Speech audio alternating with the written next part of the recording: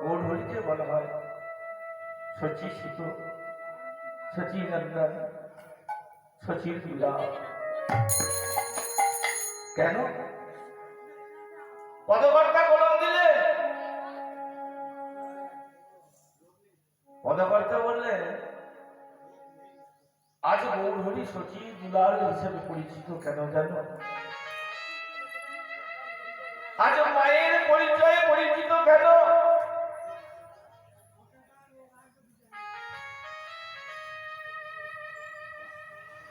আমার বর্তমান যুগের মায়েরা, ওমা,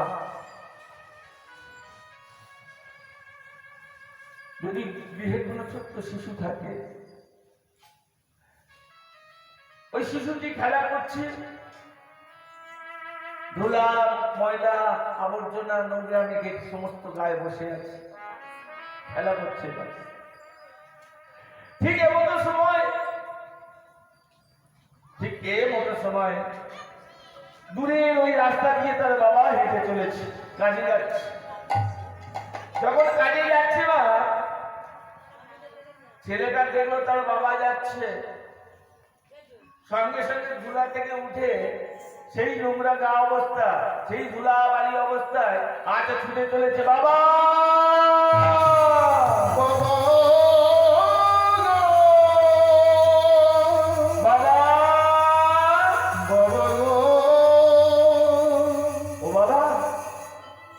বাবা তুমি কোথায় যাচ্ছ? বাবা বলে উঠল আমি কাজে যাচ্ছি। ছেলেটা রাগ করে বলল বাবা আমি যাবো তোমার সঙ্গে। ও বাবা আমি তোমার সঙ্গে যাব, আমাকে তুমি একটু বলে দাও, আমাকে তুমি একটু বলে দাও। ওমা বাবা কি দেখলো জানো? সুন্দর পোশাক পরে আছে, তো প্যান্ট শার্ট পরে আছে।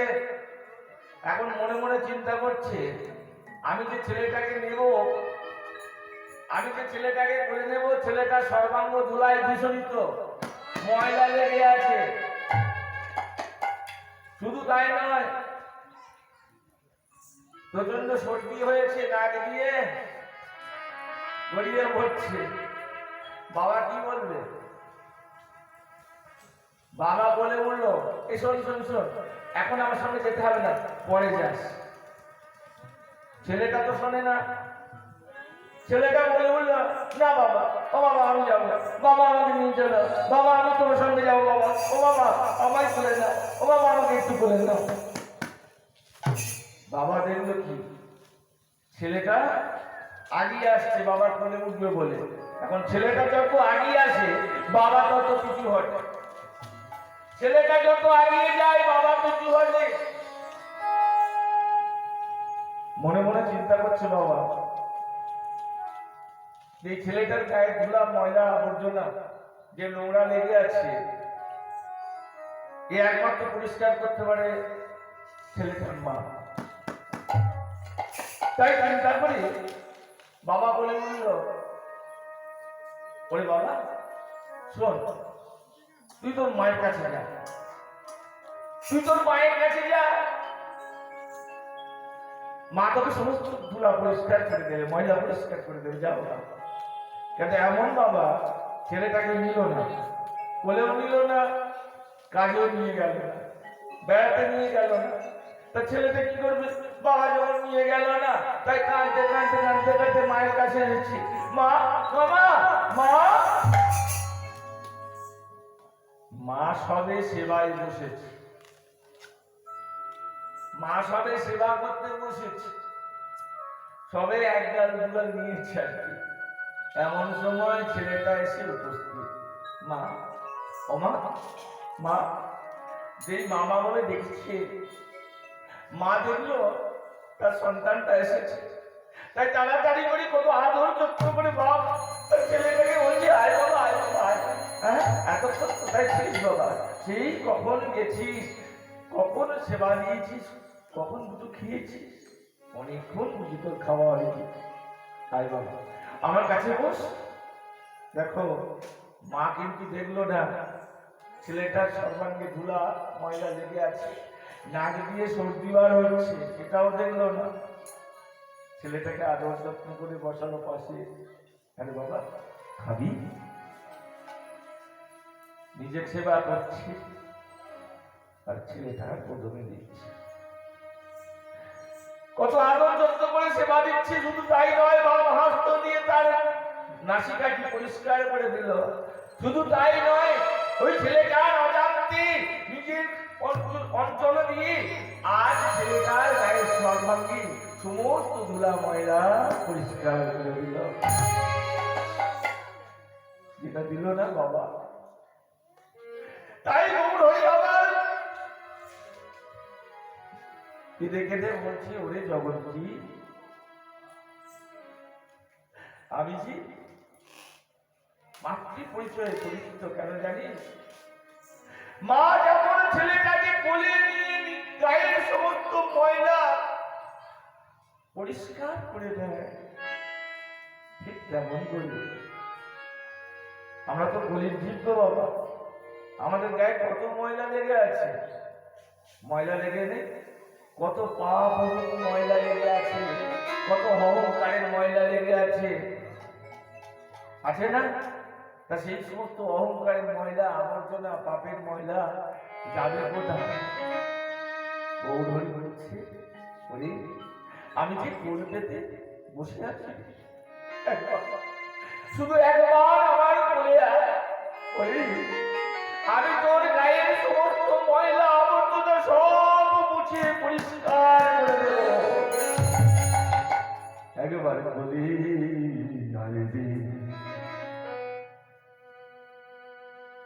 ওরে ওরে আমার সন্তান, একবার বলে আইবে ওরে সন্তান, বলে আইবে তোদের ফুলা ছেড়ে গায়ের ময়লা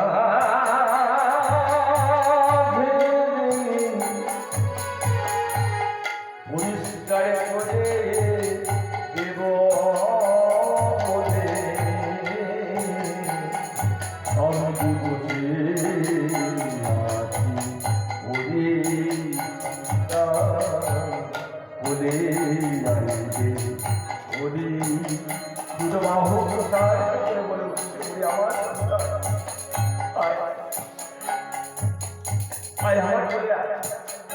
আমি তোর অন্যের সমস্ত ময়লা সব করে দিয়ে মুখাই দিয়ে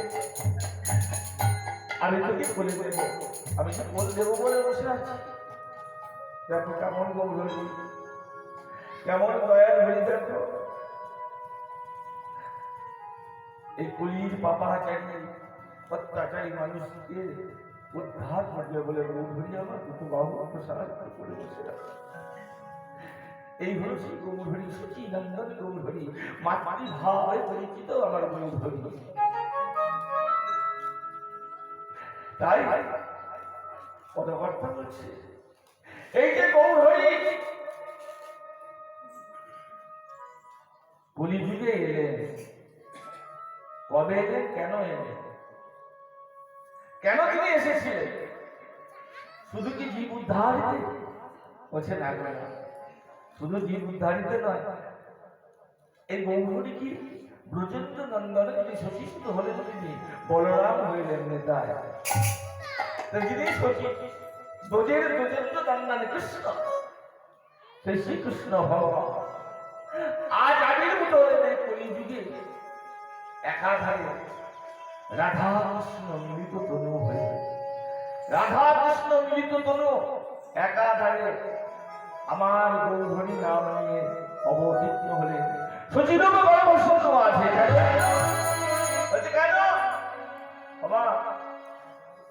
বৃন্দাবনে কৃষ্ণের জন্য মাধুর্য রসের আস্বাদন করেছিলেন। শান্ত, দাস্য, সখ্য, বাৎসল্য আর মধুর, এই মধুর রসের আস্বাদন করেছিলেন। শ্রী শ্রী চৈতন্য কৃষ্ণ দাস গোস্বামী চলন দিলেন।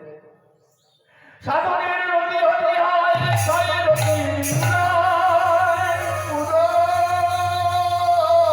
রতি গাঢ় হলে তারে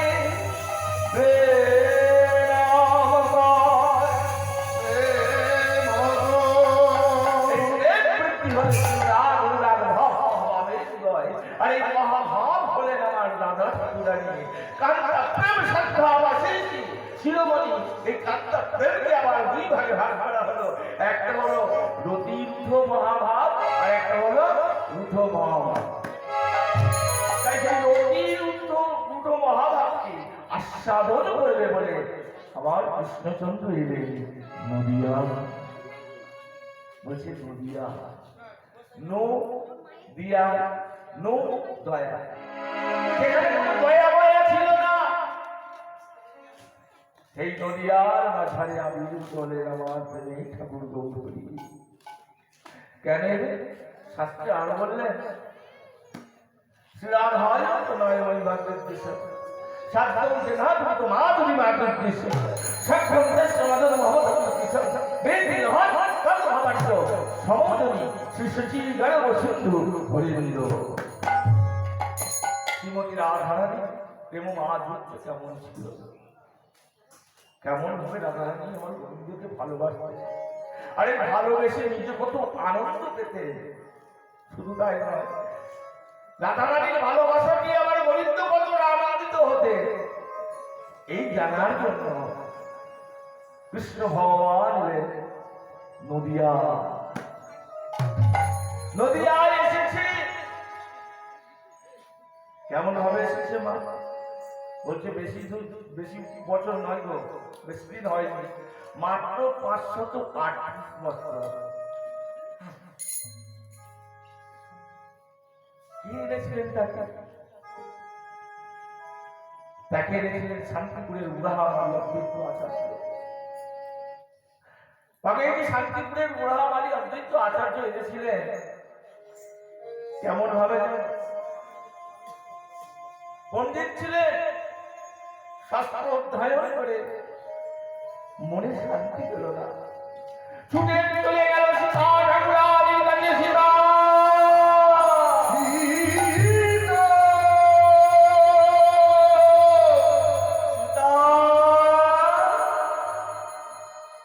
সীতা বলতে পারো, তুমি বলতে পারো এই কলির জীব সে শান্তি পাবে? বলো না, বলো না। দুটো নয়ন ধারায় রক্ত কমলে ভেসে যায়। সীতা ঠাকুরানীর সঙ্গে আলাপ আলোচনা করতে করতে মনে পড়ে গেল ভগবানের সেই নিকট বাদ। এক মন্ডল গঙ্গা জল আর তুলসী পত্র দিয়ে যদি ভগবানকে অর্পণ করা হয়, ভগবানকে ডাকা হয়, ভগবান সেই তুলসী পত্রের ঋণ সহ্য করতে পারে না, সহ্য করতে পারে না। তাই ভগবান ছুটে আসে। এই দিন থেকে শুরু হয়ে গেল ভগবানের আরাধনা। নিরজনে বসে শ্রী অদ্বৈত আচার্য একটা চন্দন মিশ্রিত তুলসী পত্র গঙ্গা জলে নয়ন ধারায় বলতো ভাসি ভগবানকে ডাকছি, হে নারায়ণ কোথায় কোথায় থাকি?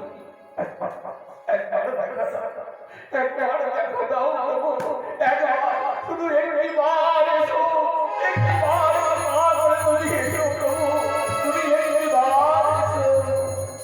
কোথা নারায়ণ কোথা থামো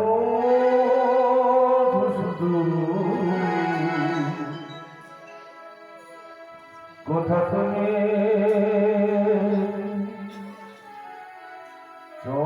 কোথা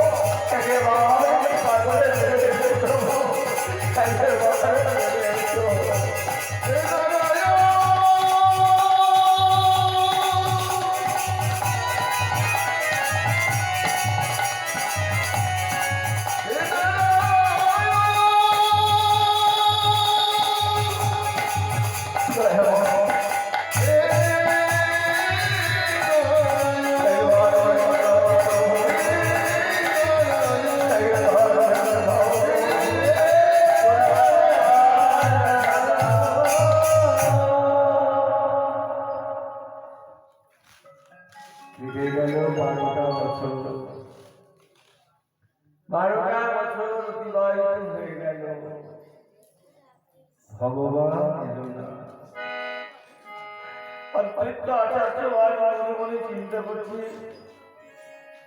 12 বছর সেবা পূজা করলাম, তবু তো ভগবান এলেন না। তাহলে কি আমার এই দেহটা তার সেবার যোগ্য নয়? আমার এই দেহটা দিয়ে তার সেবা হবে না? বেশ,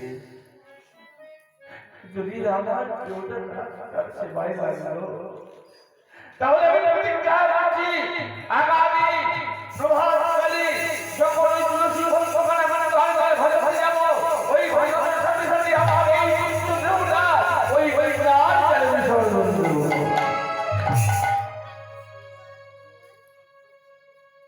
অদ্বৈতাচার্য প্রত্যেকদিন যে সেবা পূজা করতেন তুলসী পত্র দিয়ে, ভোরে ভোরে সেটা গঙ্গার জলে ভাসিয়ে দিতেন।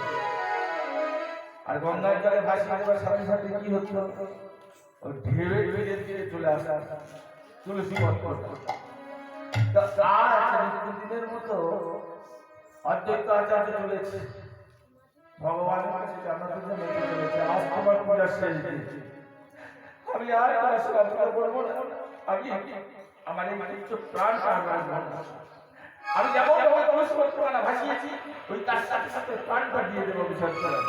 এই মনে মনটা করে অদ্বৈতাচার্য চলেছে ভগবানের নাম কীর্তন করতে করতে চলেছে।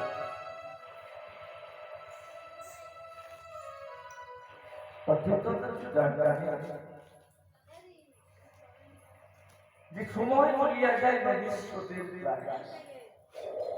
জীবন থেকে একটা করে দিন চলে যায়, ভগবানের সেবা পূজা হচ্ছে না, ভগবানের আরাধনা হচ্ছে না। তাই ওই অদ্ভুত আছে যখন বলেছে হরি গুণগান গাইতে গাইতে চলেছে ভোরের বেলা তো হরি গুণগান গাইতে গাইতে চলেছে আকাশ আকাশ মুখরিত করে পড়েছে হরি কৃষ্ণ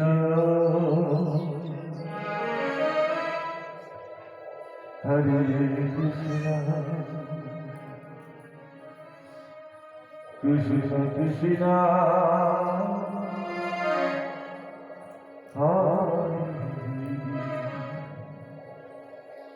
হরে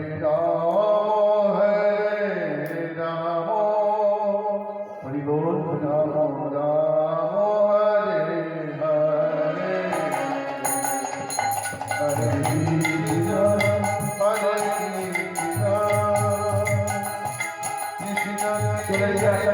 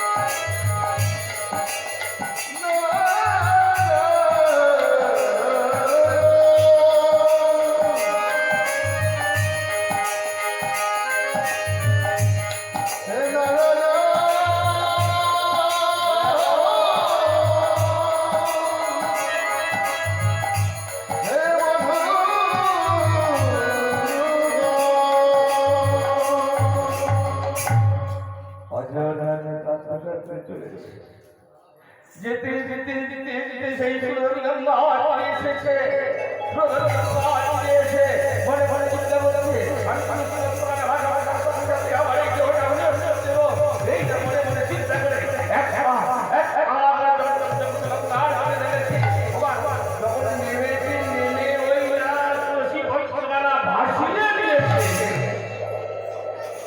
ঘটে গেল একটা আশ্চর্য ঘটনা।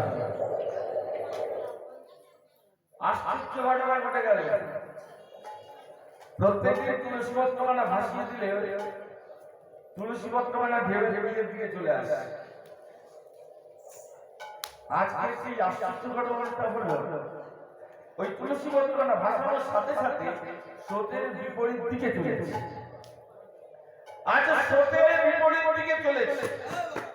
পণ্ডিত বাংলা অদ্বৈত আচার্য অন্তরে জানতে পারলেন, তাই তো কোনোদিন তো এমন হয় না, স্রোতের বিপরীত দিকে তো কোনোদিন যায় না, নিশ্চয়ই কোনো কারণ আছে।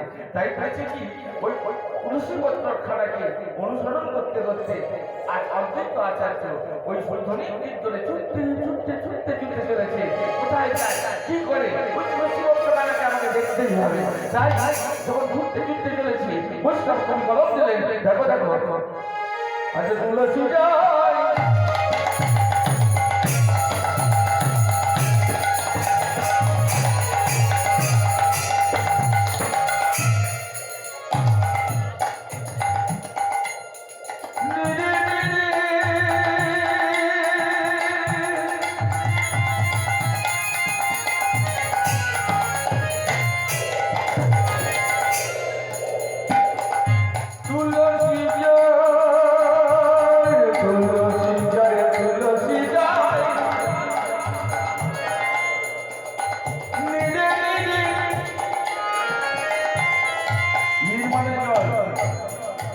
জলে ভাসতে ভাসতে চলেছে।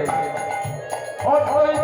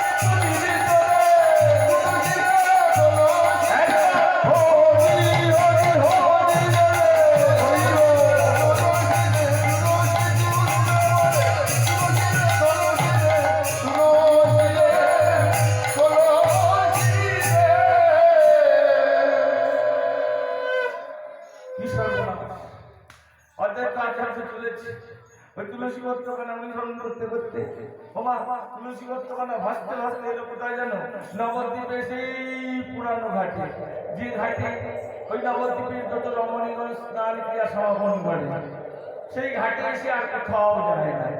অদ্ভুত আচার্য মনে মনে চিন্তা করছে, আমি তো পুরুষ মানুষ, ওই ঘাটে তো আমার যাওয়ার অধিকার নেই, আমি দূর থেকে দেখবো তুলসী পত্র মানে কি করে কোথায় যায়।